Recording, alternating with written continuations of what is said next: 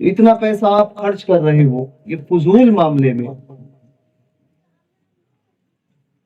اور پھر ہوتا کیا ہے، دو چیزیں ہوتی ہے. ایک تو یہ کہ ہماری قوم کو چیزیں معاملات یہ ہے کہ نعرے کہاں پر لگانے چاہیے کہاں نہیں لگانے چاہیے.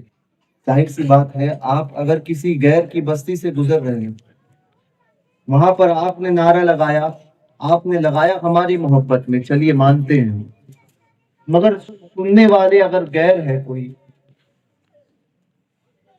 دوسرے مذہب سے تعلق رکھتے ہیں، تو وہ یہ سوچیں گے کہ ہمیں چڑھانے کے لیے لگائیں گے. صاف بات ہے.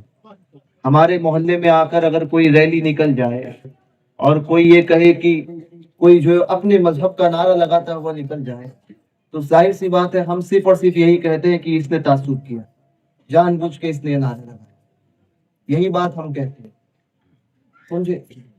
اگر پھر اگر اس میں سے بھی کوئی ہو جو اپنے مذہب کی محبت میں نعرہ لگا دے، تب بھی ہم یہ بات کہیں گے کہ اس نے تعصب میں لگا. تو پھر ہم یہ کیوں بھول جاتے ہیں کہ ہمارے تعلق سے بھی کوئی یہی سوچ سکتا ہے. تو ایک تو کہ جب نکلتے ہیں تو منع کرنے کے باوجود بھی لوگ نعرے اس طرح سے لگاتے ہیں. نعروں کا بھی ایک موقع محل ہے، کہاں لگانا چاہیے کہاں نہیں، یہ بھی نوجوانوں کو سیکھنا ہوگا. دوسری بات میں اکثر کہتا ہوں، اور یہی بات اب بھی کہوں گا، اور اسی پر عمل بھی کیجیے، کہ آپ جتنا پیسہ خرچ کرتے ہیں، آپ کے پڑوس میں، آپ کے ارد گرد دیکھیے غریب لوگ کتنی بیوائیں رہتی ہے، کتنے غریب ہیں. یہ پھول آپ نے جو پیسہ خرچ کیا ہے، ہو سکتا ہے کہ اس میں ایک بکری خرید دیتے، کسی غریب کو وہ دیتے، کسی بیوہ کو دے دیتے، وہ پیسے سے وہ اس کے کچھ کام آتی ہے.